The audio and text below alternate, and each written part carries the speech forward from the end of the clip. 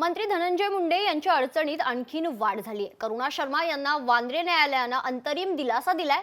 करुणा शर्मा यांनी धनंजय मुंडेंविरोधात दाखल केलेल्या कौटुंबिक हिंसाचाराच्या याचिकेवर सुनावणी करताना वांद्रे न्यायालयानं अंशतः निकाल देत करुणा शर्मा यांना दरमहा 1,25,000 रुपये आणि मुलीसाठी 75,000 रुपये दरमहा तात्पुरती पोटगी देण्याचे आदेश दिलेत।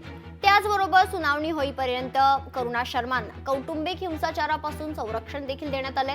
करुणा शर्मा यांनी वांद्रे न्यायालयात 2022 साली कौटुंबिक हिंसाचार कायद्याअंतर्गत याचिका दाखल केली होती। त्यावरील अंशतः सुनावणी करताना न्यायालयानं करुणा शर्मा यांना दिलासा दिलाय। धनंजय मुंडेंनी निवडणूक आयोगाकडे दिलेल्या प्रमाणपत्रामध्ये करुणा शर्मा पत्नी असल्याचा उल्लेख केल्याचं निरीक्षणही न्यायालयानं नोंदवलंय।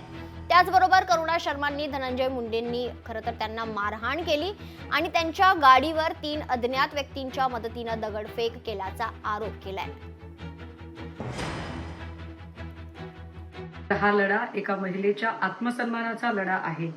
ज्या धीराने आणि ज्या संयमाने करुणा मुंडे यांनी ही सगळी लढत दिली ती काबिले तारीफ आहे। किंबहुना एकल संघर्ष करणाऱ्या त्या सगळ्या महिलांच्यासाठी हा सगळा प्रवास प्रेरणादायी आहे। राहिला प्रश्न या सगळ्या संबंधाने धनंजय मुंडे यांचा राजीनामा मागण्याचा, मला असं वाटतं की या सगळ्या घटना या सगळ्या घडामोडींनी देवेंद्र फडणवीस जीही अवगत होते आणि जे अत्यंत निकामी आणि निरुपयोगी ठरलेला महिला आयोग आहे ही सगळीच मंडळी अवगत होती।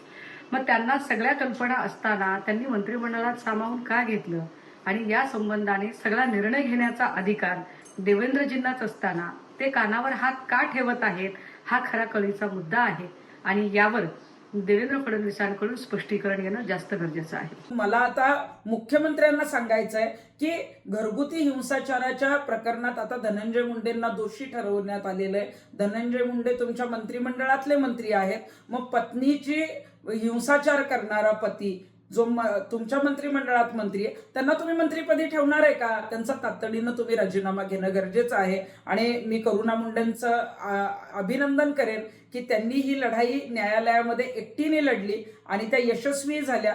यापुढे सुद्धा त्यांची जी काही लढाई आहे त्याच्यामध्ये त्यांचा विजय होईल, परंतु आता सरकारने धनंजय मुंडेंचा राजीनामा घेणं गरजेचं आहे। लोकशाही मराठी ऐका, पहा, जागरूक रहा।